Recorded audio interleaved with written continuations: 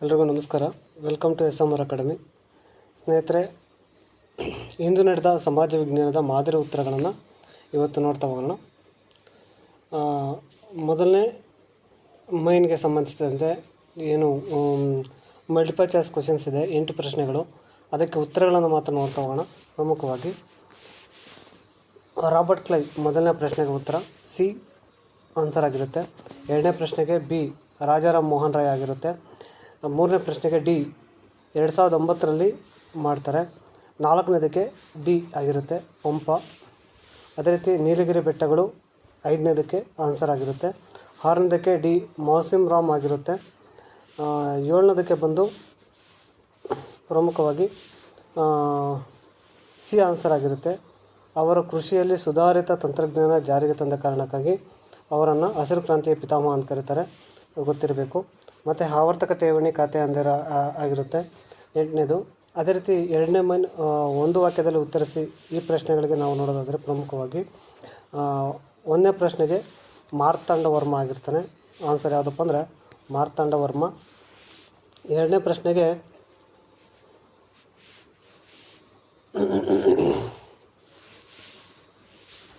ಪ್ರಶ್ನೆಗೆ ನೋಡೋದಾದರೆ ಅಂದರೆ 10ನೇ ಪ್ರಶ್ನೆಗೆ ಮೈಸೂರು ಮತ್ತು ಮರಾಠ ರಾಜ್ಯಗಳ ಪ್ರಬಲವಾಗಿರ್ತವೆ. 11ನೇ ಪ್ರಶ್ನೆಗೆ ಶ್ರೀಮತಿ ಇಂದಿರಾ ಗಾಂಧಿ ಆಗಿರುತ್ತೆ ಆನ್ಸರು. ಮತ್ತು ಅದೇ ರೀತಿ 12ನೇ ಪ್ರಶ್ನೆಗೆ ಒಂದು ಕೆಲಸವನ್ನು ಜನರು ತಮ್ಮ ಆಸಕ್ತಿ, ಅಭಿರುಚಿ, ಸಾಮರ್ಥ್ಯ, ವಯಸ್ಸು, ವಿಶೇಷ ಪರಿಣಿತಿ, ಕೌಶಲ್ಯ, ಭೇದಗಳ ಆಧಾರದ ಮೇಲೆ ಹಂಚಿಕೊಂಡು ಮಾಡುವುದೇ ಶ್ರಮ ವಿಭಜನೆ. ಅಂದರೆ ಶ್ರಮ ವಿಭಜನೆ ಅಂದರೆ ಏನು ಅಂದ್ಕೊಟ್ಟಿದ್ದಾರೆ ಕ್ವಶನ್ಗೆ ಆನ್ಸರ್ ಇದಾಗಿರುತ್ತೆ. ಮತ್ತು 13ನೇ ಪ್ರಶ್ನೆಗೆ ಖಾಸಗಿ ಕಂಪನಿ ಕೆಲಸಗಾರರು ಸರ್ಕಾರಿ ಇಲಾಖೆ ನೌಕರರಾಗಿರ್ತಾರೆ ಆ ಕಾರಣಕ್ಕಾಗಿ. ಮತ್ತು 14ನೇದು ಮಧ್ಯಪ್ರದೇಶ ಆಗಿರುತ್ತೆ ಇದಕ್ಕೆ ಆನ್ಸರು. ಮತ್ತು 15ಕ್ಕೆ ಸರ್ ಎಂ ವಿಶ್ವೇಶ್ವರಯ್ಯ ಆಗಿರುತ್ತೆ. ಮತ್ತು 16ನೇ ಪ್ರಶ್ನೆಗೆ ಭಾರತೀಯ ರಿಸರ್ವ್ ಬ್ಯಾಂಕ್ ಏನು RBI ಅಂತ ಕರಿತೀವಲ್ಲ, ಇದು ಬ್ಯಾಂಕುಗಳ ಬ್ಯಾಂಕ್ ಅಂತೇಳಿ ಕರಿತಾ ಹೋಗ್ತೀವಿ. ಅದೇ ರೀತಿ ಮತ್ತು 17ನೇ ಪ್ರಶ್ನೆ ಕೇಳಿದ್ದಾರೆ ನೋಡಿ. 17ನೇ ಪ್ರಶ್ನೆ ಸಾರ್ವಜನಿಕ ಭದ್ರತೆ ಒದಗಿಸುವಲ್ಲಿ ರೈಲ್ವೆ ರಕ್ಷಣಾ ಪಡೆಗಳ ಪಾತ್ರವನ್ನು ತಿಳಿಸಿ ಅಂತ ಕೇಳಿದ್ದಾರೆ. 17ನೇ ಪ್ರಶ್ನೆ. ಇದಕ್ಕೆ ಪ್ರಮುಖವಾಗಿ ರೈಲ್ವೆ ಅಪರಾಧ ತಡೆಯುವಂಥ ಕೆಲಸವನ್ನು ಮಾಡುತ್ತೆ. ಯಾವುದು? ಸಾರ್ವಜನಿಕ ಭದ್ರತೆ ಒದಗಿಸುವಲ್ಲಿ ರೈಲ್ವೆ ರಕ್ಷಣಾ ಪಡೆಗಳ ಪಾತ್ರ ಇದು. ರೈಲ್ವೆ ಅಪರಾಧಗಳನ್ನು ತಡೆಯುವುದು ಮತ್ತು ಅಪರಾಧಗಳ ತನಿಖೆ ನಡೆಸುವುದು, ಪ್ರಯಾಣಿಕರ ರಕ್ಷಣೆ ಮಾಡುವುದು ಮತ್ತು ರೈಲ್ವೆ ಆಸ್ತಿಗಳನ್ನು ರಕ್ಷಣೆ ಮಾಡುವುದು ಅಂತ ಕೆಲಸವನ್ನು ಯಾವ್ದು ಮಾಡುತ್ತೆ? ಈ ಒಂದು ರೈಲ್ವೆ ರಕ್ಷಣಾ ಪಡೆಗಳು ಮಾಡ್ತಾ ಹೋಗ್ತವೆ. ಮತ್ತು ಎರಡನೇ ಪ್ರಶ್ನೆ ಅದರಲ್ಲೇ ಕೇಳಿದ್ರೆ ನೋಡಿ, ಕೋಮುವಾದ ನಿಯಂತ್ರಣ ಹೆಂಗೆ ಮಾಡ್ಬೋದು? ಕೋಮುವಾದವನ್ನು ನಿಯಂತ್ರಣವನ್ನು ಯಾವ ರೀತಿ ಮಾಡ್ಬೋದು ಅಥವಾ ನಿಯಂತ್ರಣಗಳು ಯಾವುವು ಅಂತ ಕೇಳಿದರೆ, ಒಂದು ಜಾತ್ಯತೀತ ಒಂದು ತತ್ವವನ್ನು ಬಲಪಡಿಸಬೇಕು ಭಾರತದಂಥ ರಾಷ್ಟ್ರದಲ್ಲಿ. ಮತ್ತು ರಾಷ್ಟ್ರೀಯವಾದವನ್ನು ಬೆಂಬಲಿಸುವುದು, ಏಕತೆ ಮತ್ತು ಸಮಗ್ರತೆಯ ಒತ್ತು ನೀಡುವುದು ಮತ್ತು ಏಕರೂಪ ನಾಗರಿಕತೆಯ ಸಂಹಿತೆಯನ್ನು ಜಾರಿಗೆ ತರುವುದು ಭಾರತದಲ್ಲಿ. ಮತ್ತು ಸಾರ್ವಜನಿಕರಲ್ಲಿ ಜಾಗೃತಿ ಮೂಡಿಸುವಂಥ ಕೆಲಸವನ್ನು ಮಾಡಬೇಕು. ಕ್ರಮಬದ್ಧ ಕಾನೂನು ವ್ಯವಸ್ಥೆಯನ್ನು ನಾವೇನು ಮಾಡಬೇಕು? ಜಾರಿಗೆ ತರಬೇಕು. ಆ ಮೂಲಕ ನಾವೇನು ಮಾಡ್ಬೋದು? ಕೋಮುವಾದವನ್ನು ತಡೆಗಟ್ಟಬಹುದು ಅಂತೇಳಿ ಹೇಳ್ತಾ ಹೋಗ್ತಾರೆ. ಮತ್ತು ನೋಡಿ 18ನೇ ಪ್ರಶ್ನೆ ಏನು ಕೇಳಿದರೆ, ಇತ್ತೀಚೆಗೆ ಅಸ್ಪೃಶ್ಯತೆ ಆಚರಣೆ ಕಡಿಮೆಯಾಗುತ್ತಿದೆ, ಏಕೆ? ಅದನ್ನು ತಡೆಗಟ್ಟುವಲ್ಲಿ ಸರ್ಕಾರ ಕೈಗೊಂಡಿರುವಂಥ ಒಂದು ಸಂವಿಧಾನದ ಕ್ರಮಗಳು ಯಾವುವು ಅಂತ ಕೇಳ್ತಾರೆ. ನೋಡಿ, ಇದರಲ್ಲಿ ಪ್ರಮುಖವಾಗಿ 17ನೇ ವಿಧಿ ಏನು ಆರ್ಟಿಕಲ್ 17 ಏನು ಹೇಳುತ್ತೆ? ಅಸ್ಪೃಶ್ಯತೆ ನಿಷೇಧ ಮಾಡ್ತಾ ಹೋಗುತ್ತೆ. 1955ರಲ್ಲಿ ಅಸ್ಪೃಶ್ಯತಾ ಅಪರಾಧ ಕಾಯ್ದೆಯನ್ನು ಜಾರಿಗೆ ತಂದಿದ್ದೀವಿ. 1976ರಲ್ಲಿ ನಾಗರಿಕ ಹಕ್ಕುಗಳ ಕಾಯ್ದೆಯನ್ನು ಜಾರಿಗೆ ತಂದಿದ್ದೀವಿ. ನಾಗರಿಕ ಹಕ್ಕುಗಳ ಸಂರಕ್ಷಣಾ ಕಾಯ್ದೆಯನ್ನು ಜಾರಿಗೆ ತಂದಿದ್ದೀವಿ. ಮತ್ತು ಸಾರ್ವತ್ರಿಕ ಮತದಾನ ಹಕ್ಕನ್ನು ಏನು ಮಾಡಿದ್ದೀವಿ ನಾವು ಜಾರಿಗೆ ತಂದಿದ್ದೀವಿ. ಸಮಾನತೆ ಹಕ್ಕನ್ನು ಜಾರಿಗೆ ತಂದಿದ್ದೀವಿ. ಶೈಕ್ಷಣಿಕ ಮೀಸಲಾತಿಯನ್ನು ನೀಡಿದ್ದೀವಿ. ರಾಜ್ಯಗಳಿಗೆ ವಿಶೇಷ ಸ್ಥಾನಮಾನವನ್ನು ಅಧಿಕಾರವನ್ನು ನೀಡ್ತಾ ಹೋಗಿದ್ದೀವಿ. ಆ ಮೂಲಕ ನಾವೇನು ಮಾಡಿದ್ದೀವಿ? ಈ ಒಂದು ಅಸ್ಪೃಶ್ಯತೆ ಆಚರಣೆಯನ್ನು ಕಡಿಮೆ ಮಾಡೋದಕ್ಕೆ ಪ್ರಯತ್ನವನ್ನು ಮಾಡ್ತಾಯಿದ್ದೀವಿ. ಅದೇ ರೀತಿ ವಿಶೇಷ ಪರಿಣಿತಿಯ ಆದ್ಯತೆ ಅಂದ್ರೇನು ಅನ್ನೋದು ಇನ್ನೊಂದು ಕ್ವಶನ್ ಕೊಟ್ಟಿದ್ದಾರೆ. ವಿಶೇಷ ಪರಿಣಿತಿಯ ಆದ್ಯತೆ ನೋಡಿ, ಇದಕ್ಕೆ ಆನ್ಸರ್ ಏನಪ್ಪ ಅಂದರೆ, ಇಂದಿನ ಔದ್ಯೋಗಿಕ ಸಮಾಜದಲ್ಲಿ ವಿಶೇಷ ಪರಿಣಿತ ಆದ್ಯತೆ ನೀಡಲೇಬೇಕು. ಇದು ವಿಶಾಲವಾದ ಸ್ವರೂಪವನ್ನು ಹೊಂದಿದೆ. ಇದರಿಂದ ಹೆಚ್ಚು ಕೈಗಾರಿಕೆಗಳ ಬೆಳವಣಿಗೆ ಆಗ್ತಾ ಹೋಗುತ್ತೆ. ಇದರಿಂದ ವ್ಯಾಪಾರ ಮತ್ತು ವಾಣಿಜ್ಯೋದ್ಯಮಗಳ ವಿಸ್ತಾರಗೊಳ್ತಾ ಹೋಗುತ್ತೆ ಮತ್ತು ಜನರ ಆರ್ಥಿಕ ಲಾಭ ಪಡೆಯಲು ಸಹಾಯಕವಾಗುತ್ತೆ ಅನ್ನೋದು ಇದಕ್ಕೆ ಪ್ರಮುಖವಾಗಿ ಬರೀಬೇಕಾದಂಥ ಆನ್ಸರ್. ಇದು 2 ಮಾರ್ಕ್ಸ್ಗೆ ನಾವು ಬರೀಬೇಕಾದಂಥ ಒಂದು ಉತ್ತರ ಆಗಿರುತ್ತೆ. ಮತ್ತು 19ನೇ ಪ್ರಶ್ನೆ ನೋಡಿ, ಒಂದನೇ ಮರಾಠ ಯುದ್ಧಕ್ಕೆ ಕಾರಣಗಳನ್ನು, ಅಂದರೆ ಒಂದನೇ ಆಂಗ್ಲೋ ಮರಾಠ ಯುದ್ಧ ನಡೀತಲ್ವ, ಇದಕ್ಕೆ ಕಾರಣಗಳನ್ನು ತಿಳಿಸಿ ಅಂತ ಕೇಳಿದರೆ, ಒಂದು, ಮರಾಠರು ಎರಡನೇ ಶಾ ಆಲಂನನ್ನು ದೆಹಲಿಯ ಸಿಂಹಾಸನದ ಮೇಲೆ ಕೂರಿಸಿದ್ದು. ಇದಕ್ಕೆ ಮೂಲ ಕಾರಣ ಏನಪ್ಪ ಅಂದರೆ, ಮರಾಠರು ಏನು ಮಾಡ್ತಾರೆ, ಎರಡನೇ ಶಾ ಆಲಂನ ಏನಿರ್ತಾನೆ ಅವನನ್ನು ದೆಹಲಿ ಸಿಂಹಾಸನದ ಮೇಲೆ ಕೂರಿಸುವಂಥ ಕೆಲಸವನ್ನು ಮಾಡ್ತಾನೆ. ಇದಕ್ಕೆ ಪ್ರಮುಖವಾಗಿ ಯುದ್ಧ ಸ್ಟಾರ್ಟ್ ಆಗೋದಕ್ಕೆ ಕಾರಣ ಆಗುತ್ತಾ ಹೋಗುತ್ತೆ. ಮತ್ತು ಎರಡನೇ ಪಾಯಿಂಟಾಗಿ ಶಾ ಆಲಂ ಬ್ರಿಟಿಷರಿಗೆ ನೀಡಿದ ಕೋರಾ ಮತ್ತು ಅಲಹಾಬಾದ್ ಮರಾಠರಿಗೆ ನೀಡಿದ್ದು. ಬ್ರಿಟಿಷ್ಗೆ ನೀಡಿದಂಥ ಒಂದು ಕೋರಾ ಮತ್ತು ಅಲಹಾಬಾದ್ಗಳು ಏನು ಮಾಡ್ತಾರೆ ಶಾ ಆಲಮು ಅದನ್ನು ಮರಾಠರಿಗೆ ನೀಡ್ತಾ ಹೋಗ್ತಾನೆ. ಇದು ಸಹ ಒಂದನೇ ಆಂಗ್ಲೋ ಮರಾಠ ಯುದ್ಧಕ್ಕೆ ಕಾರಣ ಆಗ್ತಾ ಹೋಗುತ್ತೆ. ಮತ್ತು ಪೇಶ್ವೆ ಸ್ಥಾನಕ್ಕೆ ಏನು ಮಾಡುತ್ತೆ ಉಂಟಾದ ಒಂದು ಕಲಹಗಳು ಮತ್ತು ಒಳಜಗಳಗಳೇನಾಗುತ್ತೆ ಈ ಒಂದು ಒಂದನೇ ಆಂಗ್ಲೋ ಮರಾಠ ಯುದ್ಧಕ್ಕೆ ಕಾರಣ ಆಗುತ್ತೆ ಅನ್ನೋದನ್ನು ನಾವಿಲ್ಲಿ ನೋಡಬಹುದು. ಮತ್ತು 20ನೇ ಪ್ರಶ್ನೆ, 1858ರ ಭಾರತ ಸರ್ಕಾರ ಕಾಯ್ದೆಯನ್ನು ಪ್ರಮುಖ ಅಂಶಗಳನ್ನು ತಿಳಿಸಿ ಅಥವಾ ಲಕ್ಷಣಗಳನ್ನು ತಿಳಿಸಿ ಅಂತ ಕೇಳಿದರೆ, ಒಂದು, ಕಂಪನಿಯ ಮಾನ್ಯತೆ ರದ್ದುಗೊಳಿಸುವುದು, ಅಂದರೆ ಈಸ್ಟ್ ಇಂಡಿಯಾ ಕಂಪನಿ ಏನಿರುತ್ತೆ ಅದರ ಒಂದು ಮಾನ್ಯತೆಯನ್ನು ರದ್ದುಗೊಳಿಸುವಂಥ ಕೆಲಸವನ್ನು ಮಾಡಬೇಕು. ಮತ್ತು ಭಾರತ ರಾಣಿ ಆಳ್ವಿಕೆ ವರ್ಗಾವಣೆ ಆಗುವುದು. ಭಾರತದ ಒಂದು ಆಳ್ವಿಕೆ ಏನಾಗುತ್ತೆ, ವಿಕ್ಟೋರಿಯಾ ರಾಣಿ ರಾಣಿ ಎಲಿಜಬೆತ್ ರಾಣಿ ಏನಿದ್ಲು ಇಂಗ್ಲೆಂಡ್ನ ರಾಣಿ, ಆ ರಾಣಿಯ ಆಳ್ವಿಕೆಗೆ ನೇರ ಆಡಳಿತಕ್ಕೆ ವರ್ಗಾವಣೆ ಆಗೋದು. ಮತ್ತು ಗವರ್ನರ್ ಹುದ್ದೆಗೆ ವೈಸ್ರಾಯ್ ಹುದ್ದೆ ಎಂದು ಪದನಾಮ ಬದಲಾವಣೆ ಮಾಡಿದೆ. ಏನು ಬಂಗಾಳದ ಗವರ್ನರ್ ಮತ್ತು ಭಾರತ ಗವರ್ನರ್ ಅಂದಿತ್ತು, ಆ ಹುದ್ದೆಯನ್ನು ತೆಗೆದುಹಾಕಿ ಅದರ ಹೆಸರನ್ನು ವೈಸ್ರಾಯ್ ಹುದ್ದೆ ಅಂತೇಳಿ ಬದಲಾವಣೆ ಮಾಡೋದು. ಮತ್ತು ಈ ಒಂದು ಮೊದಲ ವೈಸ್ರಾಯ್ಗೆ ಲಾರ್ಡ್ ಕ್ಯಾನಿಂಗನ್ನು ಆಯ್ಕೆ ಮಾಡೋದು. ಯಾರನ್ನ? ಲಾರ್ಡ್ ಕ್ಯಾನಿಂಗನ್ನು. ಮತ್ತು ಸೆಕ್ರೆಟರಿ ಫಾರ್ ಇಂಡಿಯಾ ಸ್ಥಾನವನ್ನು ಸೃಷ್ಟಿ ಮಾಡೋದು. ಇದು ಭಾರತ ಆಡಳಿತದ ಜವಾಬ್ದಾರಿಯನ್ನು ಹೊಂದಿರ್ತದೆ. ಯಾವುದು? Secretary of India. ಮತ್ತು ಇವರ ಒಂದು ಸಹಾಯಕ್ಕೆ 15 ಜನ ಸದಸ್ಯರ ಮಂಡಳಿಯನ್ನು ಅಸ್ತಿತ್ವಕ್ಕೆ ತರುವುದು. ಇಷ್ಟೂ 1858ರ ಭಾರತ ಸರ್ಕಾರ ಕಾಯ್ದೆ ಪ್ರಮುಖವಾಗಿ ಬದಲಾವಣೆ ಮಾಡಿದಂಥ ಒಂದು ವಿಚಾರಗಳು. ಇದು 1857ರ ದಂಗೆ ಏನಾಯಿತು, ಆ ದಂಗೆಯ ನಂತರ ತಂದಂಥ ಒಂದು ರಿಫಾರ್ಮ್ಸ್ ಯಾವುದಾಗಿರುತ್ತೆ, 1858ರ ಒಂದು ಕಾಯ್ದೆ ಆಗಿರುತ್ತೆ, ಭಾರತ ಸರ್ಕಾರ ಕಾಯ್ದೆ. ಅದೇ ರೀತಿ 21ನೇ ಪ್ರಶ್ನೆ ಕೇಳಿದರೆ ನೋಡಿ, ಲಕ್ಷದ್ವೀಪಗಳು ಮತ್ತು ಅಂಡಮಾನ್ ನಿಕೋಬಾರ್ ದ್ವೀಪಗಳಿರುವಂಥ ವ್ಯತ್ಯಾಸ ಕೇಳಿದರೆ, ಒಂದು, ಲಕ್ಷದ್ವೀಪಗಳು ಇವು ಹವಳದ ದ್ವೀಪಗಳಾಗಿರ್ತವೆ. ಇವು ಅರಬ್ಬಿ ಸಮುದ್ರದಲ್ಲಿ ಕಂಡುಬರ್ತವೆ. ಓಕೆನಾ. ಇವು ಎಷ್ಟು ದ್ವೀಪಗಳಿದಾವಪ್ಪ ಅಂದರೆ, ಪ್ರಮುಖವಾಗಿ ಲಕ್ಷದ್ವೀಪಗಳಲ್ಲಿ 204 ದ್ವೀಪಗಳೇನೋ ಕಂಡುಬರ್ತವೆ. 204 ದ್ವೀಪಗಳು ಬರ್ತವೆ. ಓಕೆನಾ. ಅಂಡಮಾನ್ ಮತ್ತು ನಿಕೋಬಾರ್ ದ್ವೀಪಗಳಲ್ಲಿ ಇವು ಬಂಗಾಳದಲ್ಲಿದೆ. ಇವು ತುಂಬ ಗಟ್ಟಿಯಾಗಿವೆ ಅನ್ನೋದನ್ನು ನೋಡ್ತೀವಿ. ಇಲ್ಲಿ ಜ್ವಾಲಾಮುಖಿ ನಿರ್ಮಿತ ಶಿಲೆಗಳಿಂದ ಕೂಡಿದೆ ಅನ್ನೋದನ್ನು ನಾವಿಲ್ಲಿ ನೋಡಬಹುದು. ಇದು ಲಕ್ಷದ್ವೀಪಗಳು ಮತ್ತು ಅಂಡಮಾನ್ ನಿಕೋಬಾರ್ ದ್ವೀಪಗಳಿರುವಂಥ ಒಂದು ಪ್ರಮುಖ ವ್ಯತ್ಯಾಸಗಳು. ಭಾರತ ನೋಡಿ, 22ನೇ ಪ್ರಶ್ನೆ, ಭಾರತದ ವಾಯುಗುಣ ಪ್ರಭಾವಿಸುವ ಅಂಶಗಳು. ಭಾರತದ ವಾಯುಗುಣ ಮೇಲೆ ಪ್ರಭಾವ ಬೀರುವ ಅಂಶಗಳನ್ನು ಪಟ್ಟಿ ಮಾಡಿ ಅಂತ ಕೇಳಿದಾನೆ. ಪ್ರಮುಖವಾಗಿ ಮಾನ್ಸೂನ್ ಮಾರುತಗಳು, ಸಮುದ್ರ ಮಟ್ಟದಿಂದ ಇರುವಂಥ ಎತ್ತರ, ಸಾಗರಗಳಿಂದ ಇರುವಂತಹ ದೂರ, ಮಾರುತಗಳ ದಿಕ್ಕು, ಪರ್ವತಗಳು ಹಬ್ಬಿದ ರೀತಿ ಮತ್ತು ಸಾಗರ ಪ್ರವಾಹಗಳು. ಇಷ್ಟೂ ಏನಾಗುತ್ತವೆ, ಭಾರತದ ವಾಯುಗುಣದ ಮೇಲೆ ಪ್ರಭಾವ ಬೀರುವ ಪ್ರಮುಖ ಅಂಶಗಳಾಗಿರ್ತವೆ ಅನ್ನೋದನ್ನು ನಾವಿಲ್ಲಿ ಪಟ್ಟಿ ಮಾಡಿ ತಿಳ್ಕೊಬಹುದು. ಅದೇ ರೀತಿ 23ನೇ ಪ್ರಶ್ನೆ ಹೇಳಿದಾನೆ, ಪಂಚವಾರ್ಷಿಕ ಯೋಜನೆಗಳ ಉದ್ದೇಶಗಳೇನಾಗಿತ್ತು ಅನ್ನೋದನ್ನು ಕೇಳಿದ್ದಾನೆ. ಏನು ಕೇಳಿದ್ದಾನೆ ಇಲ್ಲಿ? ಉದ್ದೇಶಗಳು. ಓಕೆನಾ. ಆ ಉದ್ದೇಶಗಳು ಏನೇನಾಗಿತ್ತು ಅನ್ನೋದನ್ನು ನಾವಿಲ್ಲಿ ತಿಳ್ಕೊಳ್ತಾ ಹೋಗೋಣ.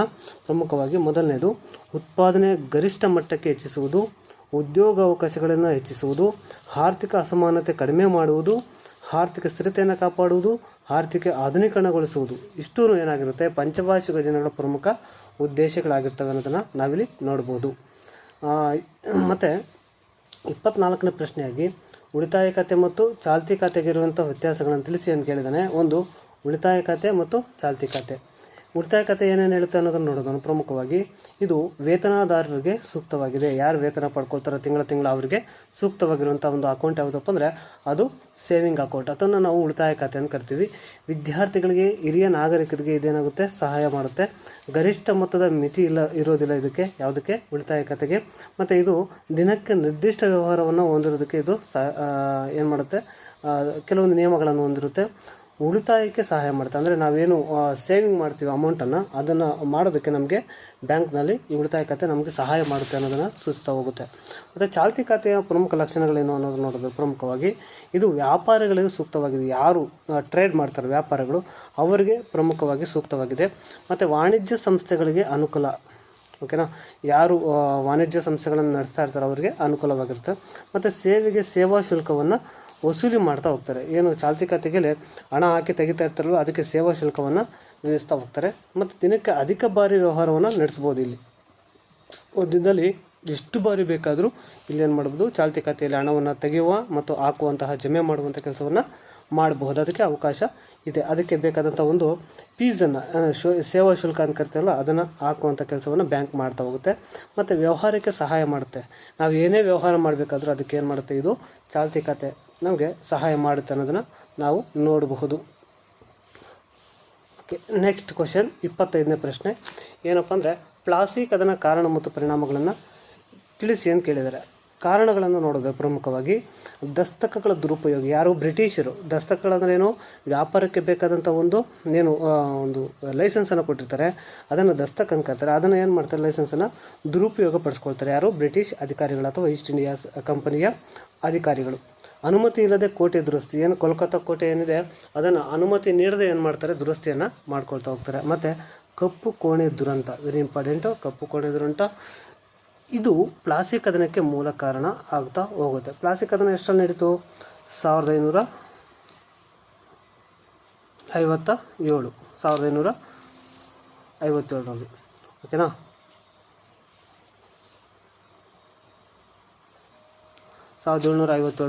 ಏನಾಗುತ್ತೆ, ಪ್ಲಾಸಿ ಕದನ ನಡೆಯುತ್ತೆ.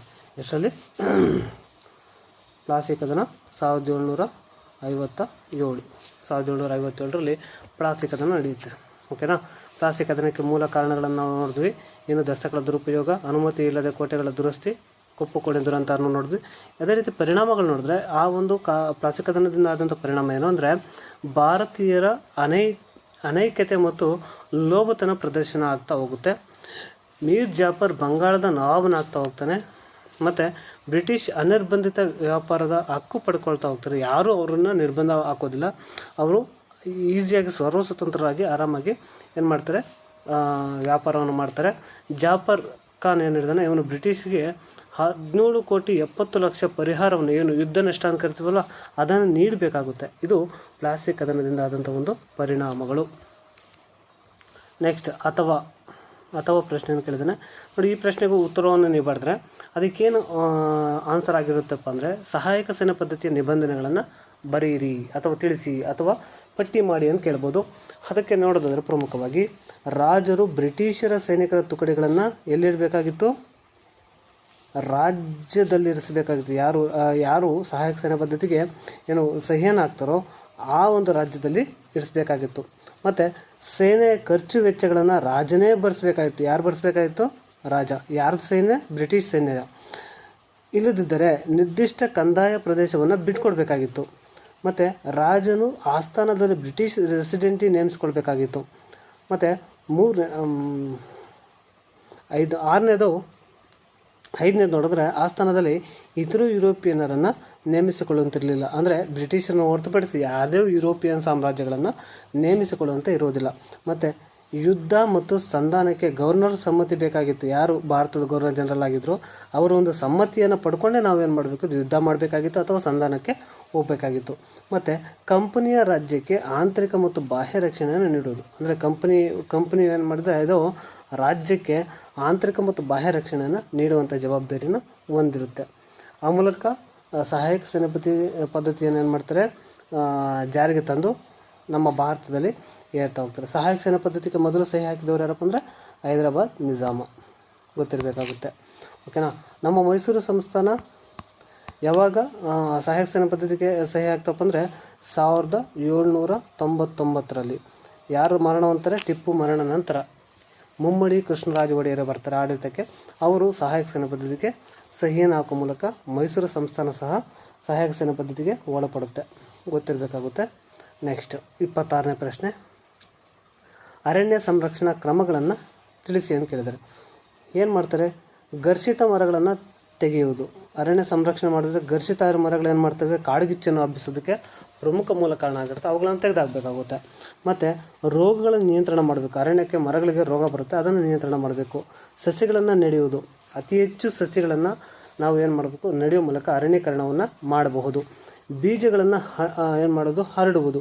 ನಾವೇನು ಈಗ ಬೀಜದುಂಡೆ ಕಾರ್ಯಕ್ರಮ ಆಗಿರ್ಬೋದು, ಮತ್ತು ನಾವು ಇಂಡಿವಿಜುವಲ್ ಆಗಿ ನಾವೇನು ಮಾಡ್ತೀವಿ, ಕೆಲವೊಂದು ಅರಣ್ಯೀಕರಣವನ್ನು ಮಾಡಬೇಕಾದ್ರೆ ಬೀಜಗಳನ್ನು ಇಟ್ಟು ಒಂದು ಮಣ್ಣಲ್ಲಿಟ್ಟು ಅದನ್ನೇನು ಮಾಡ್ತೀವಿ, ಅರಣ್ಯದಲ್ಲಿ ಹಾಕುವ ಮೂಲಕ ಅದನ್ನು ಬೆಳೆಸುವಂಥ ಕೆಲಸವನ್ನು ಮಾಡೋದು. ಮತ್ತು ಮರ ಕಡಿಯುವಿಕೆ ನಿಯಂತ್ರಣ ಮಾಡೋದು. ಮರಗಳನ್ನು ಹೆಚ್ಚಾಗಿ ಕಡಿಯೋದನ್ನು ನಿಯಂತ್ರಣ ಮಾಡಬೇಕು.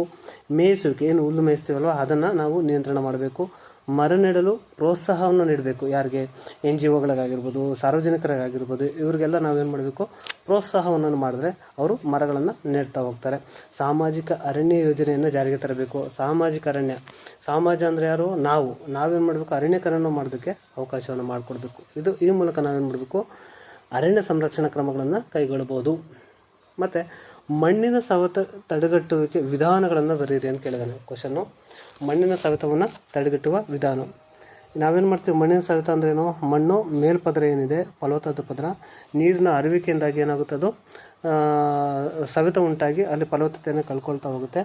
ಅದನ್ನು ನಾವು ಮಣ್ಣಿನ ಸವೆತ ಅಂತೀವಿ.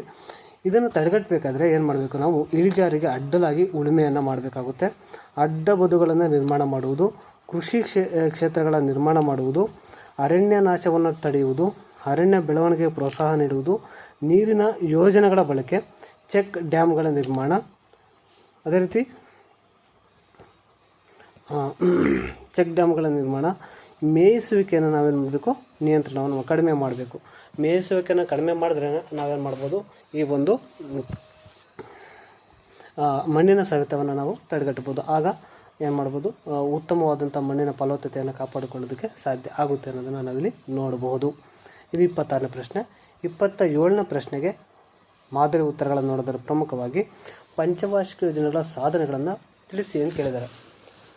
ಯಾವ್ಯಾವಿದೆ? ತಲಾದಾಯ ಗಣನೀಯ ಹೆಚ್ಚಳ ಆಗಿದೆ. ಏನು ತಲಾದಾಯ ಅಂದರೆ ಒಂದು ದೇಶದ ಏನು ಪೀಪಲ್ಸ್ ಏನಿದ್ದಾರೆ ಅಂದರೆ ಜನರ ಆದಾಯಕ್ಕೆ ನಾವು ತಲಾದಾಯ ಅಂತ ಕರಿತೀವಿ. ತಲಾದಾಯವನ್ನು ಹೆಚ್ಚಳ ಮಾಡೋದಕ್ಕೆ ಅನುಕೂಲ ಆಗುತ್ತೆ. ಉತ್ಪಾದನೆಯಲ್ಲಿ ಸ್ವಾವಲಂಬನೆಯನ್ನು ಏನು ಮಾಡಬಹುದು. ಅಂದರೆ ನಾವು ಬೇರೆ ಬೇರೆ ದೇಶಗಳನ್ನು ಅವಲಂಬಿಸಿರ್ತೀವಿ, ಬೇರೆ ಬೇರೆ ಉತ್ಪನ್ನಗಳಿಗೆ, ಆಹಾರ ಉತ್ಪನ್ನಗಳಿಗೆ, ಬೇರೆದಕ್ಕೆಲ್ಲ. ಅದನ್ನು ನಾವು ಕಡಿಮೆ ಮಾಡಿ ಸ್ವಾವಲಂಬಿಗಳಾಗಿ ನಾವೇ ಬೆಳ್ಕೊಳ್ಳೋದಕ್ಕೆ ಇದು ಸಹಾಯಕ ಆಗುತ್ತೆ. ಉದ್ಯೋಗ ಅವಕಾಶಗಳನ್ನು ಹೆಚ್ಚಳ ಮಾಡಬೇಕು. ಮತ್ತು ತಂತ್ರಜ್ಞಾನದ ಬಳಕೆಯನ್ನು ಹೆಚ್ಚಳ ಆಗ್ತಾ ಹೋಗುತ್ತೆ. ತಂತ್ರಜ್ಞಾನ ಸೇವೆಯ ರಫ್ತು ಆಗುತ್ತೆ. ಏನು ಇವಾಗ ತಂತ್ರಜ್ಞಾನ ಅಂದರೆ ನಾವು ಇವಾಗೇನು ಹೆಲಿಕಾಪ್ಟರ್ಗಳನ್ನು, ಯುದ್ಧ ವಿಮಾನಗಳನ್ನು ತಯಾರು ಮಾಡ್ತೀವಿ, ಅದನ್ನು ಬೇರೆ ದೇಶಗಳಿಗೆ ಏನು ಮಾಡ್ತೀವಿ, ರಫ್ತು ಮಾಡಿ ಮಾರಾಟವನ್ನು ಮಾಡ್ತೀವಿ. ಹೀಗೆ ತಂತ್ರಜ್ಞಾನ ಸೇವೆ ರಫ್ತು ಆಗ್ತಾ ಹೋಗುತ್ತೆ. ಆಗ ಆದಾಯ ನಮಗೆ ಹೆಚ್ಚಾಗ್ತಾ ಹೋಗುತ್ತೆ. ಸಾಕ್ಷರತೆ ಹೆಚ್ಚಳ ಆಗ್ತಾ ಹೋಗುತ್ತೆ. ಮತ್ತು ಜೀವಿತಾವಧಿ ಹೆಚ್ಚಳ ಆಗ್ತಾ ಹೋಗುತ್ತೆ. ಮರಣ ಪ್ರಮಾಣ ಕಡಿಮೆ ಆಗ್ತಾ ಹೋಗುತ್ತೆ. ಇದು ಸರ್ವತೋಮುಖ ಬೆಳವಣಿಗೆಗೆ ಕಾರಣಕರ್ತವಾಗುತ್ತೆ. ಯಾವುದಪ್ಪ ಅಂದರೆ ಪಂಚವಾರ್ಷಿಕ ಯೋಜನೆಗಳ ಸಾಧನೆಗಳಾಗಿರ್ತವೆ. ಮತ್ತು ಹಸಿರು ಕ್ರಾಂತಿ ಪ್ರಭಾವಿಸಿರುವ ಅಂಶಗಳು ನಿಮಗೆ ಗೊತ್ತಿರಬೇಕು. ಹಸಿರು ಕ್ರಾಂತಿ ಪಿತಾಮಹ ಯಾರಾಗಿರ್ತಾರೆ? MS ಸ್ವಾಮಿನಾಥನ್ ಆಗಿರ್ತಾರೆ, ಭಾರತದ ಹಸಿರು ಕ್ರಾಂತಿಯ ಪಿತಾಮಹ. ಈ ಹಸಿರು ಕ್ರಾಂತಿಯ ಪ್ರಭಾವಿಸಿರುವಂಥ ಅಂಶಗಳೇನಪ್ಪ ಅಂದರೆ ಹೆಚ್ಚು ಇಳುವರಿ ಬೀಜಗಳನ್ನು ನಮಗೇನು ಮಾಡ್ತಾರೆ, ಕೊಡ್ತಾ ಹೋಗ್ತಾರೆ. ಏಕೆ? ನಾವು ಈ ಹೆಚ್ಚು ಇಳುವರಿ ಬರುವಂಥ ಬೀಜಗಳನ್ನು ಬಿತ್ತನೆ ಮಾಡಿ ನಾವೇನು ಮಾಡಿದ್ವಿ, ಹೆಚ್ಚು ಉತ್ಪಾದನೆ ಮಾಡೋದಕ್ಕೆ ಮತ್ತು ಹಸಿವನ್ನು ಕಡಿಮೆ ಮಾಡೋದಕ್ಕೆ ಏನಾಗುತ್ತೆ, ಹಸಿರು ಕ್ರಾಂತಿ ಪ್ರಭಾವ ಪ್ರಮುಖವಾಗಿ ಬೀರ್ತಾ ಹೋಗುತ್ತೆ. ಮತ್ತು ರಾಸಾಯನಿಕ ಗೊಬ್ಬರಗಳ ಒಂದು ಬಳಕೆಯನ್ನಾಗಿರ್ಬೋದು, ಕ್ರಿಮಿನಾಶಕಗಳ ಬಳಕೆ ಆಗಿರ್ಬೋದು, ಮತ್ತು ನೀರಾವರಿ ಸೌಲಭ್ಯಗಳು ವಿಸ್ತರಣೆ ಮಾಡಿರೋದಿರ್ಬೋದು, ಸುಧಾರಿತ ತಂತ್ರಜ್ಞಾನವನ್ನು ಬಳಸಿರೋದಾಗಿರ್ಬೋದು, ಇವೆಲ್ಲವ ಕಾರಣಕ್ಕಾಗಿ ಹಸಿರು ಕ್ರಾಂತಿ ಪ್ರಮುಖವಾಗಿ ಭಾರತದಲ್ಲಂತಹ ದೇಶದಲ್ಲಿ ಹಸಿರು ಕ್ರಾಂತಿ ಮಾಡೋದಕ್ಕೆ ಸಾಧ್ಯ ಆಯಿತು ಅನ್ನೋದನ್ನು ನಾವಿಲ್ಲಿ ನೋಡಬಹುದು. ಮತ್ತು 28ನೇ ಪ್ರಶ್ನೆ, ಬ್ಯಾಂಕಿನ ಗುಣಲಕ್ಷಣಗಳನ್ನು ಪಟ್ಟಿ ಮಾಡಿ. ನೋಡಿ, ಬ್ಯಾಂಕಿನ ಗುಣಲಕ್ಷಣಗಳನ್ನು ನೋಡಿದ್ರೆ ಪ್ರಮುಖವಾಗಿ ಬ್ಯಾಂಕಿನ ಗುಣಲಕ್ಷಣ ಹಣದ ವಹಿವಾಟು. ಏನು ಹೇಳಿದೆ? ಹಣದ ವಹಿವಾಟು ಹೆಚ್ಚಾಗಿ ಇರ್ತಾ ಹೋಗ್ತದೆ. ವ್ಯಕ್ತಿ, ಸಂಸ್ಥೆ, ಕಂಪನಿಗೆ ಇದು ನೀಡ್ತಾ ಹೋಗುತ್ತೆ. ಬ್ಯಾಂಕಿಂಗ್ ವ್ಯವಹಾರ ನೀಡ್ತಾ ಹೋಗುತ್ತೆ. ಹೆಸರಿನ ಗುರುತು ಇಟ್ಕೊಳ್ತಾ ಹೋಗುತ್ತೆ. ಠೇವಣಿಯನ್ನು ಅಂಗೀಕರಿಸ್ತಾ ಹೋಗುತ್ತೆ. ಮತ್ತು ಸಾಲವನ್ನು ವಿತರಣೆ ನೀಡ್ತಾ ಹೋಗುತ್ತೆ. ಪಾವತಿ ಮತ್ತು ಹಿಂಪಡೆತವನ್ನು ಪಡೆಯುವುದು, ಏಜೆಂಟ್ ನಿಯೋಜನೆಯನ್ನು ಮಾಡ್ತಾ ಹೋಗುತ್ತೆ. ಲಾಭ ಮತ್ತು ಸೇವಾ ಭಾವವನ್ನು ನೀಡ್ತಾ ಹೋಗುತ್ತೆ. ನಿರಂತರ ವಿಸ್ತರಿಸುವ ಕಾರ್ಯವನ್ನು ಮಾಡ್ತಾ ಹೋಗುತ್ತೆ. ಸಂಬಂಧ ಕಲ್ಪಿಸುವಂಥ ಕೊಂಡಿಯಾಗಿ ಯಾವ್ದು ಮಾಡುತ್ತೆ? ಬ್ಯಾಂಕ್ ಪ್ರಮುಖ ಕಾರ್ಯವನ್ನು ಮಾಡ್ತಾ ಹೋಗುತ್ತೆ. ಮತ್ತು ಅಂಚೆ ಕಚೇರಿ ಸಲ್ಲಿಸುವ ಹಣಕಾಸು ಸೇವೆಗಳು ಏನೇನು ಇರುತ್ತೆ ಅನ್ನೋದನ್ನು ನೋಡಿದ್ರೆ ಪ್ರಮುಖವಾಗಿ ಅಂಚೆ ಪತ್ರಗಳನ್ನು ನೀಡುವುದು, ಅಂಚೆ ಉಳಿತಾಯ ಖಾತೆಗಳನ್ನು ಸೃಷ್ಟಿ ಮಾಡುವುದು, ಆವರ್ತ ಠೇವಣಿಗಳನ್ನು ನೋಡುವುದು, ಅಂಚೆ ವಿಮೆಗಳಿಗೆ ಅವಕಾಶ ಮಾಡಿಕೊಡುವುದು, ನಿವೃತ್ತ ವೇತನವನ್ನು ನೀಡುವುದು, ಹಣದ ವರ್ಗಾವಣೆಯನ್ನು ಮಾಡುವಂಥ ಕೆಲಸವನ್ನು ಯಾವ್ದು ಮಾಡ್ತಪ್ಪ ಅಂದರೆ ಅದು ಅಂಚೆ ಕಚೇರಿಗಳು ಸಲ್ಲಿಸುವಂಥ ಹಣಕಾಸಿನ ಸೇವೆಗಳಲ್ಲಿ ಮಾಡ್ತಾ ಹೋಗುತ್ತೆ ಅನ್ನೋದನ್ನು ನಾವಿಲ್ಲಿ ನೋಡ್ಬೋದು. ಇವು ಇದಕ್ಕೆ ಮಾದರಿ ಉತ್ತರಗಳು. 29ನೇ ಪ್ರಶ್ನೆ,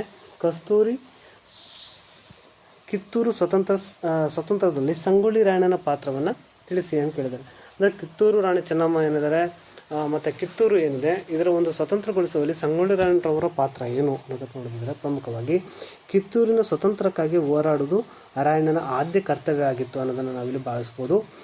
ಇವರು ರಾಣಿ ಚೆನ್ನಮ್ಮಳ ಬಂಟನಾಗಿ ಕೆಲಸವನ್ನು ಮಾಡ್ತಾನೆ, ಸೈನಿಕನಾಗಿ ಕೆಲಸವನ್ನು ಮಾಡ್ತಾನೆ, ಅಪ್ರತಿಮ ವೀರನಾಗಿ ಕೆಲಸವನ್ನು ಮಾಡ್ತಾನೆ. ಯಾರಪ್ಪ ಅಂದರೆ ಸಂಗೊಳ್ಳಿ ರಾಯಣ್ಣ. ಇವರ ಬಗ್ಗೆ ನೀವು ತಿಳ್ಕೊಬೇಕಾಗುತ್ತೆ. ಕಿತ್ತೂರಿನ ಯುದ್ಧದಲ್ಲಿ ಚೆನ್ನಮ್ಮನ ಪರ ಹೋರಾಟವನ್ನು ಮಾಡ್ತಾ ಹೋಗ್ತಾರೆ ಯಾರಪ್ಪ ಅಂದರೆ ಸಂಗೊಳ್ಳಿ ರಾಯಣ್ಣ. ಗುಪ್ತ ಸಭೆಗಳನ್ನು ನಡೆಸುವುದು, ಸೈನಿಕ ಸಂಘಟನೆಯನ್ನು ಮಾಡುವಂಥ ಕೆಲಸವನ್ನು ಮಾಡ್ತಾರೆ. ಅದರಲ್ಲಿ ನಂದಗಡ, ಖಾನಾಪುರ, ಸಂಪಗಾವಿ ಕಾರ್ಯಾಚರಣೆಗೆ ಕೇಂದ್ರಗಳಾಗಿದ್ದವು. ಕಿತ್ತೂರಿನ ಸ್ವತಂತ್ರ ಬಗ್ಗೆ ಅಭಿಯಾನವನ್ನು ಮಾಡ್ತಾ ಹೋಗ್ತಾನೆ. ತಾಲೂಕು ಕಚೇರಿ ಮತ್ತು ಖಜಾನೆಗಳನ್ನು ಯಾರ್ದು? ಬ್ರಿಟಿಷರ ಒಂದು ತಾಲೂಕು ಖಜಾನೆಗಳನ್ನು ಲೂಟಿ ಮಾಡ್ತಾ ಹೋಗ್ತಾನೆ. ಬ್ರಿಟಿಷರಿಂದ ರಾಯಣ್ಣನ ಬಂಧನಕ್ಕೆ ಸಂಚನ್ನು ಮಾಡ್ತಾ ಹೋಗ್ತಾರೆ. ಕೃಷ್ಣರಾಯನಿಂದ ಸಂಚಿಗೆ ಕೈ ಜೋಡಣೆ ಮಾಡಿ ಬ್ರಿಟಿಷರು ಸಂಗೊಳ್ಳಿ ರಾಯಣ್ಣನ ಬಂಧಿಸಿ ಗಲ್ಲಿಗೇರಿಸ್ತಾರೆ ಅನ್ನೋದನ್ನು ನಾವಿಲ್ಲಿ ನೋಡಬಹುದು. ಇಷ್ಟು ಆನ್ಸರನ್ನು ನಾವು ಈ ಒಂದು ಪ್ರಶ್ನೆಗೆ ಬರಿಬೇಕಾಗುತ್ತೆ. ನಂದಗಡದಲ್ಲಿ ಏನು ಮಾಡ್ತಾರೆ? ರಾಯಣ್ಣನಿಗೆ ಗಲ್ಲು ಶಿಕ್ಷೆಯನ್ನು ವಿಧಿಸ್ತಾರೆ. ಓಕೆನಾ. ನೆಕ್ಸ್ಟ್, ದಯಾನಂದ ಸರಸ್ವತಿಯವರ ಕೊಡುಗೆಗಳು. 30ನೇ ಪ್ರಶ್ನೆ, ವೇದಗಳು ಏನಾಗ್ತವೆ? ಸತ್ಯ ಆಗಿವೆ ಅಂತ ಹೇಳ್ತಾರೆ. ವೇದಗಳು ಜ್ಞಾನದ ಮೂಲ ಆಗಿವೆ ಅಂತ ಹೇಳ್ತಾ ಹೋಗ್ತಾರೆ. ವೇದಗಳಿಗೆ ಹಿಂತಿರುಗಿ ಎನ್ನುವ ಘೋಷಣೆ ನೀಡ್ತಾ ಹೋಗ್ತಾರೆ ಯಾರಪ್ಪ ಅಂದರೆ ದಯಾನಂದ ಸರಸ್ವತಿಯವರು. ವಿಗ್ರಹಾರಾಧನೆ, ಜಾತಿ ಪದ್ಧತಿಯನ್ನು ಖಂಡಿಸ್ತಾ ಹೋಗ್ತಾರೆ. ಜಾತಿಯು ಯೋಗ್ಯತೆಯಿಂದ ಹೊರತು ಹುಟ್ಟಿನಿಂದಲ್ಲ ಅನ್ನುವಂಥ ಮಾಹಿತಿಯನ್ನು ತಿಳಿಸ್ತಾ ಹೋಗ್ತಾರೆ. ವಿಧವಾ ವಿವಾಹವನ್ನು ಪ್ರೋತ್ಸಾಹ ಮಾಡ್ತಾರೆ. ಸ್ವದೇಶಿ ವಸ್ತುಗಳ ಬಳಕೆಯನ್ನು ಏನು ಮಾಡ್ತಾರೆ? ಕರೆ ನೀಡ್ತಾ ಹೋಗ್ತಾರೆ. ಶುದ್ಧಿ ಚಳವಳಿನ ಆರಂಭ ಮಾಡ್ತಾ ಹೋಗ್ತಾರೆ. ಸತ್ಯರ್ಥಕ ಪ್ರಕಾಶ ಎಂಬ ಕೃತಿಯನ್ನು ಏನು ಮಾಡ್ತಾರೆ? ಪ್ರತಿಪಾದನೆ ಮಾಡ್ತಾ ಹೋಗ್ತಾರೆ. ಸ್ವತಂತ್ರ ಹೋರಾಟಕ್ಕೆ ಪ್ರೇರಣೆಯನ್ನು ನೀಡ್ತಾ ಹೋಗ್ತಾರೆ. ಯಾರಪ್ಪ ಅಂದರೆ ಅವರು ದಯಾನಂದ ಸರಸ್ವತಿ ಅವರು. ಅದೇ ರೀತಿ 31ನೇ ಪ್ರಶ್ನೆ ಏನಿದೆ ನೋಡೋಣ. ಸಾರ್ವಜನಿಕ ಆಡಳಿತದ ಮಹತ್ವ. ವೆರಿ ಇಂಪಾರ್ಟೆಂಟ್ ಪ್ರಶ್ನೆ ಇದು. ಸಾರ್ವಜನಿಕ ಆಡಳಿತದ ಮಹತ್ವವನ್ನು ನೋಡೋದು ಪ್ರಮುಖವಾಗಿ ಏನೇನಿದೆ? ಶಾಂತಿ ಮತ್ತು ಸುವ್ಯವಸ್ಥೆ ಕಾಪಾಡುವುದು, ಜನರ ಆಸ್ತಿಗೆ ರಕ್ಷಣೆ ನೀಡುವುದು, ನ್ಯಾಯವನ್ನು ಒದಗಿಸುವುದು, ಉದ್ಯೋಗ ಅವಕಾಶ ಕಲ್ಪಿಸುವುದು, ಶಿಕ್ಷಣವನ್ನು ನೀಡುವುದು ಮತ್ತು ಆಡಳಿತ ಅಸಮಾನತೆಯನ್ನು ಉಂಟು ಮಾಡುತ್ತದೆ. ಇದು ಸಾರ್ವಜನಿಕ ಆಡಳಿತ ಪ್ರಮುಖ ಆರ್ಥಿಕ ಅಸಮಾನತೆಯನ್ನು ಉಂಟು ಮಾಡ್ತದೆ. ಇದು ಪ್ರಮುಖವಾಗಿ ಸಾರ್ವಜನಿಕ ಆಡಳಿತದ ಮಹತ್ವ ಆಗಿದೆ. ಇದಾದ ನಂತರ ನಿರುದ್ಯೋಗದ ಸಮಸ್ಯೆಯ ಪರಿಣಾಮಗಳು.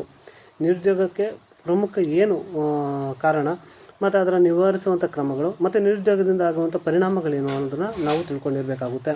ಇಲ್ಲಿ ನಿರುದ್ಯೋಗ ಸಮಸ್ಯೆಗೆ ಪರಿಣಾಮಗಳನ್ನು ಕೇಳ್ತಾನೆ. ನಿರುದ್ಯೋಗ ಸಮಸ್ಯೆಯ ಪರಿಣಾಮಗಳೇನಪ್ಪ ಅಂದರೆ ಬಡತನ ಹೆಚ್ಚಾಗ್ತಾ ಹೋಗುತ್ತೆ, ಭ್ರಷ್ಟಾಚಾರ ಹೆಚ್ಚಾಗ್ತಾ ಹೋಗ್ತದೆ, ಲೋಭಿತನ ಹೆಚ್ಚಾಗ್ತಾ ಹೋಗ್ತದೆ, ಕಳ್ಳತನ ಹೆಚ್ಚಾಗ್ತಾ ಹೋಗುತ್ತೆ, ಅನಾರೋಗ್ಯ ಹೆಚ್ಚಾಗ್ತಾ ಹೋಗ್ತದೆ, ಕೌಟುಂಬಿಕ ವಿಘಟನೆಗಳು, ವಂಚನೆ ನಡೀತಾ ಹೋಗುತ್ತೆ ಹೆಚ್ಚಾಗಿ, ಮತ್ತು ವ್ಯಭಿಚಾರ ಹೆಚ್ಚಾಗಿ ನಡೀತಾ ಹೋಗುತ್ತೆ. ಅದು ನಿರುದ್ಯೋಗ ಸಮಸ್ಯೆಯ ಪರಿಣಾಮಗಳಾಗುತ್ತೆ. ಮತ್ತು ಕೆಲವೊಬ್ಬರು ಅನೈತಿಕ ಕೆಲಸಗಳಲ್ಲಿ ತೊಡಗ್ತಾ ಹೋಗ್ತಾರೆ. ದುಡ್ಡಿಗಾಗಿ ಏನು ಬೇಕೋ ಮಾಡೋದಕ್ಕೆ ಹೆಸೋದಿಲ್ಲ. ಇಂಥದ್ದು ನಾವು ಎಲ್ಲಿ ನೋಡ್ತೇವಪ್ಪ ಅಂದರೆ ನಿರುದ್ಯೋಗ ಸಮಸ್ಯೆಯ ಪರಿಣಾಮ ಆಗಿರುತ್ತೆ ಅನ್ನೋದನ್ನು ನಾವಿಲ್ಲಿ ನೋಡಬಹುದು. ನೆಕ್ಸ್ಟ್ ಪ್ರಶ್ನೆ, ಇದು 33ನೇ ಪ್ರಶ್ನೆ. ನದಿ ಕಣಿವೆ ಯೋಜನೆಗಳ ಉದ್ದೇಶಗಳು ಏನೇನಿದೆ? ನೀರಾವರಿ ಸೌಲಭ್ಯಗಳನ್ನು ಒದಗಿಸುವಂಥ ಕೆಲಸವನ್ನು ಮಾಡುತ್ತೆ. ಯಾವುದಪ್ಪ ಅಂದರೆ ನದಿ ಕಣಿವೆ ಯೋಜನೆಗಳು. ಜಲವಿದ್ಯುತ್ ಉತ್ಪಾದನೆ ಮಾಡೋದಕ್ಕೆ ಅವಕಾಶ ಮಾಡಿಕೊಡುತ್ತೆ. ನದಿ ಪ್ರವಾಹ ನಿಯಂತ್ರಣ ಮಾಡ್ತಾ ಹೋಗುತ್ತೆ. ನೌಕಾಯಾನಕ್ಕೆ ಸಹಕಾರಿಯನ್ನು ಮಾಡ್ತಾ ಹೋಗುತ್ತೆ. ಗೃಹ ಬಳಕೆಗೆ ಸಹಕಾರಿಯಾಗಿದೆ. ಕೈಗಾರಿಕೆಗಳ ನೀರಿನ ಪೂರೈಕೆ ಮಾಡ್ತಾ ಹೋಗುತ್ತೆ. ಮಣ್ಣಿನ ಸವಕಳಿನ ನಿಯಂತ್ರಣ ಮಾಡ್ತಾ ಹೋಗುತ್ತೆ. ಮೀನುಗಾರಿಕೆ ಅಭಿವೃದ್ಧಿ ಆಗ್ತಾ ಹೋಗುತ್ತೆ. ಅರಣ್ಯ ಸಂಪತ್ತಿನ ಒಂದು ಅಭಿವೃದ್ಧಿಯನ್ನು ಮಾಡ್ತಾ ಹೋಗುತ್ತೆ. ಯಾವುದಪ್ಪ ಅಂದರೆ ನದಿ ಕಣಿವೆ ಯೋಜನೆಗಳ ಪ್ರಮುಖ ಉದ್ದೇಶ. ಇಷ್ಟು ಅಭಿವೃದ್ಧಿ ಆಗಬೇಕಾದ್ರೆ ಭಾರತದಲ್ಲಿ ನದಿ ಕಣಿವೆ ಯೋಜನೆಗಳನ್ನು ಜಾರಿಗೆ ತರಬೇಕು ಅನ್ನೋದನ್ನು ನಾವು ನೋಡ್ತಾ ಹೋಗ್ತೀವಿ. 33ನೇ ಪ್ರಶ್ನೆಗೆ ಇದು ಪ್ರಮುಖವಾಗಿ ಮಾದರಿ ಉತ್ತರ ಆಗಿರುತ್ತೆ. ಮತ್ತು 34ನೇ ಪ್ರಶ್ನೆ ಏನಿದೆ? ಅಮರಸುಳ್ಯ ಬಂಡಾಯದಲ್ಲಿ ಪುಟ್ಟಬಸಪ್ಪನವರ ಪಾತ್ರವನ್ನು ತಿಳಿಸಿ ಅಂತ ಕೇಳಿದ್ದಾರೆ. ಪುಟ್ಟಬಸಪ್ಪ ಕಲ್ಯಾಣ ಸ್ವಾಮಿ ಎಂದು ಜನಪ್ರಿಯ ಆಗ್ತಾ ಹೋಗ್ತಾರೆ. ತನ್ನನ್ನು ಸ್ವಾಮಿ ಅಪರಾಂಪರ ಎಂದು ಕರೆದುಕೊಳ್ತಾ ಹೋಗ್ತಾನೆ. ಸುಳ್ಯ, ಬೆಳ್ಳಾರ, ಪುತ್ತೂರು ಬಂಡಾಯ ಕೇಂದ್ರಗಳಾಗಿರ್ತವೆ. ಪುಟ್ಟಬಸಪ್ಪನಿಂದ ಬಂಡುಕೋರರ ಸಂಘಟನೆ ಆಗ್ತಾ ಹೋಗುತ್ತೆ. ಬೆಳ್ಳಾರಿಯ ಸರ್ಕಾರಿ ಕಚೇರಿ ವಶ ಮಾಡ್ಕೊಳ್ತಾ ಹೋಗ್ತಾರೆ ಬ್ರಿಟಿಷರದು. ಸರ್ಕಾರಿ ಅಧಿಕಾರಿಗಳ ಬಂಧನ ಪ್ರಥಮ ಹೆಜ್ಜೆ ಆಗಿರುತ್ತೆ ಇವ್ರದ್ದು. ಭಟ್ಕಳ ಜೈಲು ಖಜಾನೆಯನ್ನು ಲೂಟಿ ಮಾಡ್ತಾ ಹೋಗ್ತಾರೆ. ಯಾರಪ್ಪ ಅಂದರೆ ಈ ಒಂದು ಕಲ್ಯಾಣ ಸ್ವಾಮಿ ಮತ್ತು ಅಸಹಚರರು. ಪುಟ್ಟಬಸಪ್ಪನಿಂದ ಅಮಲ್ದಾರರ ಹತ್ಯೆ ನಡೀತಾ ಹೋಗುತ್ತೆ. ಸಂಚಿನಿಂದ ಪುಟ್ಟಬಸಪ್ಪನನ್ನು ಏನು ಮಾಡ್ತಾರೆ, ಬಂಧಿಸ್ತಾ ಹೋಗ್ತಾರೆ, ಸೆರೆ ಹಿಡಿತಾರೆ. ಪುಟ್ಟಬಸಪ್ಪ ಮತ್ತು ಸಹಚರರನ್ನು ಏನು ಮಾಡ್ತಾರೆ, ಗಲ್ಲು ಶಿಕ್ಷೆಗೆ ವಿಧಿಸ್ತಾ ಹೋಗ್ತಾರೆ. ಈ 34ನೇ ಪ್ರಶ್ನೆಗೆ ಇನ್ನೊಂದು ಅಥವಾ ಪ್ರಶ್ನೆಯನ್ನು ನಾವು ನೋಡ್ತಾ ಹೋಗ್ತೀವಿ. ಅದರಲ್ಲಿ ಪ್ರಮುಖವಾಗಿ ಚಾರ್ಟರ್ ಕಾಯ್ದೆ 1833ರ ಚಾರ್ಟರ್ ಕಾಯ್ದೆಯ ಪ್ರಮುಖ ಅಂಶಗಳನ್ನು ತಿಳಿಸಿ ಅಂತ ಕೇಳಿದ್ದಾರೆ. ಒಂದು, ಬಂಗಾಳದ ಗವರ್ನರ್ ಜನರಲ್ ಭಾರತದ ಗವರ್ನರ್ ಜನರಲ್.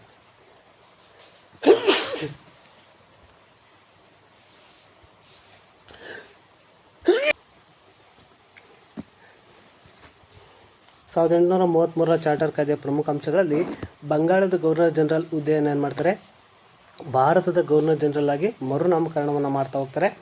ಭಾರತದ ಎಲ್ಲ ವ್ಯಾಪಾರ ಸರಕುಗಳ ನಿರ್ದೇಶಿಸುವ, ನಿಯಂತ್ರಿಸುವ ಮತ್ತು ಮೇಲ್ವಿಚಾರಣೆ ಮಾಡುವಂಥ ಅಧಿಕಾರ ಗವರ್ನರ್ ಜನರಲ್ ಏನು ಮಾಡ್ತಾನೆ, ಪಡ್ಕೊಳ್ತಾ ಹೋಗ್ತಾನೆ. ದೇಶೀಯ ಸಂಸ್ಥಾನಗಳ ಜೊತೆಗೆ ಯುದ್ಧ, ಶಾಂತಿ, ರಾಜತಾಂತ್ರಿಕ ಸಂಬಂಧವನ್ನು ಪಡೆಯುತ್ತಾ ಹೋಗ್ತಾರೆ. ವಿಷಯಗಳನ್ನು ಕೇಂದ್ರ ಸರ್ಕಾರವೇ ತೀರ್ಮಾನಗಳ ಹಕ್ಕು ಹೊಂದಿರುತ್ತೆ. ಅದೇ ರೀತಿ ಗವರ್ನರ್ ಜನರಲ್ನ ಕಾರ್ಯಾಂಗ ಸಭೆಯ ಒಮ್ಮತ ಮಾಡದಿದ್ದಾಗ ಅವನು ಬಹುಮತದ ನಿರ್ಣಯಗಳನ್ನು ತಿರಸ್ಕರಿಸಲಾಗ್ತಾರೆ. ಇದೇ ಕಾರಣವನ್ನು ಲಿಖಿತ ರೂಪದಲ್ಲಿ ಸಲ್ಲಿಸಬೇಕಾಗುತ್ತೆ. ಇಷ್ಟೂ 1833ರ ಚಾರ್ಟರ್ ಕಾಯ್ದೆಯ ಪ್ರಮುಖ ಅಂಶಗಳಾಗ್ತವೆ. ನೆಕ್ಸ್ಟ್ ಪ್ರಶ್ನೆ. ಇದರಲ್ಲಿ ಉತ್ತರವನ್ನು ನೋಡಿದರೆ, ಧರ್ಮ, ಬಣ್ಣ ಮತ್ತು ಹುಟ್ಟಿನ ಆಧಾರದ ಮೇಲೆ ಯಾವುದೇ ತಾರತಮ್ಯ ಮಾಡುವಂತಿಲ್ಲ. ಕಾರ್ಯಂ ಸೇವೆಗೆ ನ್ಯಾಯಾಂಗ ಪರಿಣಿತ ಸದಸ್ಯರ ನೇಮಕ ಮಾಡಿಕೊಳ್ಳಬೇಕು. ಬ್ರಿಟಿಷ್ ವ್ಯಾಪಾರಿ ಕಂಪನಿಗಳು ಭಾರತಕ್ಕೆ ಬರಲು ಮುಕ್ತ ಪರವಾನಗಿಯನ್ನು ನೀಡಲಾಗ್ತದೆ. ಇಷ್ಟೂ 1833ರ ಏನಿದೆ ಚಾರ್ಟರ್ ಕಾಯ್ದೆಯ ಪ್ರಮುಖ ಅಂಶಗಳಾಗುತ್ತವೆ. 36ನೇ ಪ್ರಶ್ನೆಯನ್ನು ನೋಡಿದರೆ ಪ್ರಮುಖವಾಗಿ ಭಾರತ ಸ್ತ್ರೀಯ ಸ್ಥಾನಮಾನ ಸುಧಾರಣೆಗೆ ಸರ್ಕಾರ ಕೈಗೊಂಡಂಥ ಕ್ರಮಗಳನ್ನು ತಿಳಿಸಿ ಅಂತ ಕೇಳಿದೆ. ಮಹಿಳಾ ಮತ್ತು ಮಕ್ಕಳ ಅಭಿವೃದ್ಧಿ ಸಚಿವಾಲಯದ ಕೇಂದ್ರ ಹಾಗೂ ರಾಜ್ಯದಲ್ಲಿ ಪ್ರಾರಂಭಿಸೋದು. ಮತ್ತು ಕೇಂದ್ರ ಹಾಗೂ ರಾಜ್ಯ ಸರ್ಕಾರಿ ಉದ್ಯೋಗ ನೇಮಕಾತಿಯಲ್ಲಿ ಮೀಸಲಾತಿಯನ್ನು ನೀಡಿದೆ. ಮಹಿಳೆಯರಿಗೆ ಪ್ರತ್ಯೇಕವಾಗಿ ರಾಷ್ಟ್ರೀಯ ಹಾಗೂ ರಾಜ್ಯ ಮಹಿಳಾ ಆಯೋಗಗಳನ್ನು ಸ್ಥಾಪನೆ ಮಾಡೋದು. ಮಹಿಳಾ ಅಭಿವೃದ್ಧಿ ನಿಗಮಗಳನ್ನು ಸ್ಥಾಪನೆ ಮಾಡೋದು. ಸಖಿ ಒನ್ ಸ್ಟಾಪ್ ಸೆಂಟರನ್ನು ಅಭಿವೃದ್ಧಿಪಡಿಸುವುದು. ಕೌಟುಂಬಿಕ ದೌರ್ಜನ್ಯ ಕಾಯ್ದೆ 2005 ಜಾರಿಗೆ ತಂದಿರುವುದು. ಲೈಂಗಿಕ ಕಿರುಕುಳ ನಿಷೇಧ ಕಾಯ್ದೆ 2013ರಲ್ಲಿ ಜಾರಿಗೆ ತಂದಿರುವುದು. ಸ್ಥಳೀಯ ಸಂಸ್ಥೆಗಳ ಮಹಿಳೆಯರಿಗೆ 50% ಸ್ಥಾನಗಳನ್ನು ಮೀಸಲಿರಿಸುವುದು. ಮಹಿಳಾ ಸಹಾಯವಾಣಿ ಸಂಖ್ಯೆಯನ್ನು 1091 ಸೌಲಭ್ಯವನ್ನು ಕಲ್ಪಿಸಿರುವುದು. ಲೋಕಸಭೆ ಮತ್ತು ವಿಧಾನಸಭೆಗಳಲ್ಲಿ ಮಹಿಳೆಯರಿಗೆ 33% ಮೀಸಲಾತಿ. ನಾರಿ ಶಕ್ತಿ ವಂದನಾ ಅಧಿನಿಯಮದ ಸಂಸತ್ತು ಅಂಗೀಕರಿಸಿರುವುದು. ಪ್ರಮುಖವಾಗಿ ಮಹಿಳೆಯರ ಸ್ಥಾನಮಾನವನ್ನು ಉತ್ತಮಪಡಿಸೋದಕ್ಕೆ ಸರ್ಕಾರ ಕೈಗೊಂಡಂಥ ಒಂದು ಪ್ರಮುಖ ಕ್ರಮಗಳಾಗಿರ್ತವೆ. 37ನೇ ಪ್ರಶ್ನೆ. ಕಪ್ಪು ಮಣ್ಣು ಮತ್ತು ಜಂಬಿಟ್ಟಿಗೆ ಮಣ್ಣಿನ ನಡುವಿನ ವ್ಯತ್ಯಾಸವನ್ನು ಬರೀರಿ ಅಂತ ಕೇಳಿದರೆ, ಪ್ರಮುಖವಾಗಿ ಕಪ್ಪು ಮಣ್ಣು ಅಗ್ನಿಶಿಲೆಗಳ ಶಿಥಿಲೀಕರಣದಿಂದ ಇದೇನಾಗುತ್ತೆ, ಉತ್ಪತ್ತಿಯಾಗಿದೆ. ಜೇಡಿ ಮಣ್ಣಿನ ಕಣಗಳಿಂದ ಫಲವತ್ತಾಗಿದೆ ಮತ್ತು ತೇವಾಂಶಯುತವಾಗಿದೆ. ರೇಗೂರ್ ಮಣ್ಣು ಮತ್ತು ಕಪ್ಪು ಹತ್ತಿ ಮಣ್ಣು ಎನ್ನುವರು. ಇದು ಕಬ್ಬಿಣ, ಸುಣ್ಣ, ಮ್ಯಾಗ್ನೀಷಿಯಂ ಕಾರ್ಬೋನೇಟ್ ಒಳಗೊಂಡಿರುತ್ತದೆ. ಒಣ ಬೇಸಾಯಕ್ಕೆ ಸೂಕ್ತವಾಗಿದೆ. ಯಾವುದಪ್ಪ ಅಂದರೆ ಅದು ಕಪ್ಪು ಮಣ್ಣು. ಹತ್ತಿ, ಜೋಳ, ಗೋಧಿ, ಈರುಳ್ಳಿ, ಹೊಗೆಸೊಪ್ಪು, ನಿಂಬೆ, ದ್ರಾಕ್ಷಿ ಬೆಳೆಗಳನ್ನು ಇಲ್ಲಿ ಏನಾಗ್ತವೆ, ಹೆಚ್ಚಾಗಿ ಬೆಳೀತಾ ಹೋಗ್ತಾರೆ. ಮತ್ತು ಜಂಬಿಟ್ಟಿಗೆ ಮಣ್ಣು, ಇದರ ಒಂದು ಪ್ರಮುಖವಾಗಿ ನೋಡೋದಾದರೆ ಇದು 200 ಸೆಂಟಿಮೀಟರ್ಗಳಿಂದ ಅಧಿಕ ಮಳೆ ಬೀಳುವಂಥ ಪ್ರದೇಶಗಳಲ್ಲಿ ನಿರ್ಮಾಣ ಆಗುತ್ತೆ. ಜಂಬಿಟ್ಟಿಗೆ ಮಣ್ಣು ಅಧಿಕ ಮಳೆಯಿಂದ ಮಣ್ಣಿನಲ್ಲಿರುವಂಥ ಒಂದು ಸಿಲಿಕೇಟ್ ಹಾಗೂ ಲವಣಾಂಶಗಳು ಕರಗ್ತಾ ಹೋಗ್ತವೆ. ಕರಗದಂತಹ ಕಬ್ಬಿಣ ಆಕ್ಸೈಡ್ ಮತ್ತು ಅಲ್ಯೂಮಿನಿಯಂ ಮಾತ್ರ ಮೇಲ್ಪದರದಲ್ಲಿ ಉಳಿತಾ ಹೋಗುತ್ತೆ. ಫಲವತ್ತತೆ ಅತಿ ಕಡಿಮೆ ಇರ್ತದೆ ಯಾವುದರಲ್ಲಿ, ಜಂಬಿಟ್ಟಿಗೆ ಮಣ್ಣಲ್ಲಿ. ಸಾರಜನಕ ಮತ್ತು ಲವಣಗಳ ಕೊರತೆ ಇರುತ್ತೆ ಇಲ್ಲಿ. ಪಶ್ಚಿಮ ಘಟ್ಟ, ವಿಂಧ್ಯ ಪರ್ವತ, ಸಾತ್ಪುರ ಮತ್ತು ರಾಜಮಹಲ್ ಬೆಟ್ಟಗಳಲ್ಲಿ ಇದೇನಾಗುತ್ತೆ, ಹಂಚಿಕೆ ಆಗಿದೆ. ಇಲ್ಲಿ ಪ್ರಮುಖವಾಗಿ ಟೀ, ಕಾಫಿ, ತೋಟಗಾರಿಕೆ ಬೆಳೆಗಳನ್ನು ಹೆಚ್ಚಾಗಿ ಬೆಳೀತಾ ಹೋಗುತ್ತೆ. ಇದು ಕಪ್ಪು ಮಣ್ಣು ಮತ್ತು ಜಂಬಿಟ್ಟಿಗೆ ಮಣ್ಣಿನ ವ್ಯತ್ಯಾಸಗಳು ಎಲ್ರಿಗೂ ಗೊತ್ತಿರಬೇಕಾಗುತ್ತೆ. ಅದಾದಮೇಲೆ ಭಾರತದ ಒಂದು ಭೂಪಟವನ್ನು ನಾವು ನೋಡ್ಬೋದು. ಭೂಪಟದಲ್ಲಿ ಪ್ರಮುಖವಾಗಿ ಕೇಳಿದಂಥ ಒಂದು ಸ್ಥಳಗಳನ್ನು ನಾವಿಲ್ಲಿ ಗುರುತಿಸಬೇಕಾಗುತ್ತೆ. ಇಂದಿರಾ ಪಾಯಿಂಟ್ ಆಗಿರ್ಬೋದು, ಮತ್ತು ಕನ್ಯಾಕುಮಾರಿ ಆಗಿರ್ಬೋದು, 23.5 ಡಿಗ್ರಿ ರೇಖಾಂಶ ಆಗಿರ್ಬೋದು, ನರ್ಮದಾ ನದಿ ಆಗಿರ್ಬೋದು. ಓಕೆನಾ, ಇಷ್ಟು ಸ್ಥಳಗಳನ್ನು ನೀವೇನು ಮಾಡಬೇಕು, ಮ್ಯಾಪಲ್ಲಿ ಗುರುತಿಸಿದ್ರೆ ನಿಮಗೆ 5 ಮಾರ್ಕ್ಸ್ ಸಿಗುತ್ತೆ.